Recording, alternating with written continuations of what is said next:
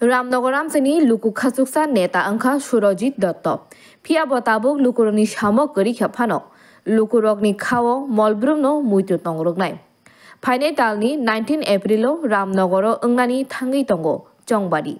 लुकुते बदलनि बखाक्तै ओ चंगबारि बातायनायनि बागै चंगजाखा मेयर दीपक मजुमदारनो थांनाय तालनो चंगबारि बातायनायनि बागै साक्लाई रोजाखा अबबाय खास्रांलायजाक मेयर दीपक मजुमदार सालि फुं कचांगनो बिनि बस्कांनि सामुं चेंनानि सिगां संसारि याकारि थांजाक सुरजित दत्तनि नगो थाङै बिनि मांप्लिवो खुमबगैखा आबनि उलनो चंगबारि आवायै बिनि बारजानि सामुं बतांनो तांनानि चेंगिरिखा কালকে ভারতীয় জনতা পার্টি কেন্দ্রীয় নেতৃত্ব এবং রাজ্য নেতৃত্ব আমাকে রামনগর বিধানসভা কেন্দ্রে উপনির্বাচনে প্রার্থী হিসেবে ঘোষণা করেছেন। অত্যন্ত আনন্দিত এবং খুশি। বিশেষ করে আমি আজকে আমার নমিনেশন আমার নাম ডিক্লেয়ার হওয়ার পর প্রথম যে কাজটা শুরু করব, আমি এই প্রয়াত বিধায়ক যিনি 40 থেকে 50 বছর ধরে এই এলাকার মানুষের সেবা করে গেছে, মানুষের হয়ে কাজ করে গেছে, মানুষের যিনি বিপদ আপদে সংকটে যখন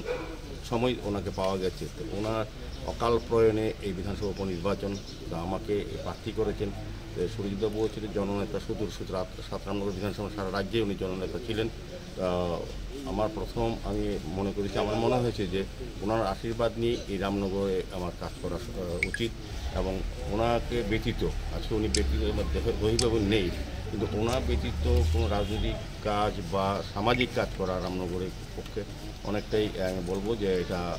সম্ভব না ওনার আশীর্বাদ ছাড়া। তো আজকে আমি আজকে আমার প্রথম কাজ শুরু করার আগে আমি প্রয়াত জননেতা রাজ্যের এবং বিধানসভার যিনি সুরজিৎ সমুদায় হিসেবে আমরা যারা জানি, ওনার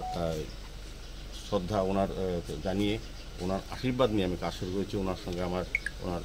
ছোটো ভাই যিনি সবসময় এই রামনগর বিধানসভার সমস্ত অংশের লোকের সঙ্গে যুক্ত আছেন,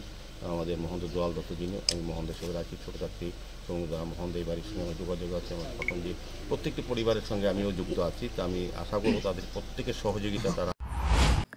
আগরতলা ডিসিবি প্রণবনি ককথুম ব্যুরো রিপোর্ট খুমপুই।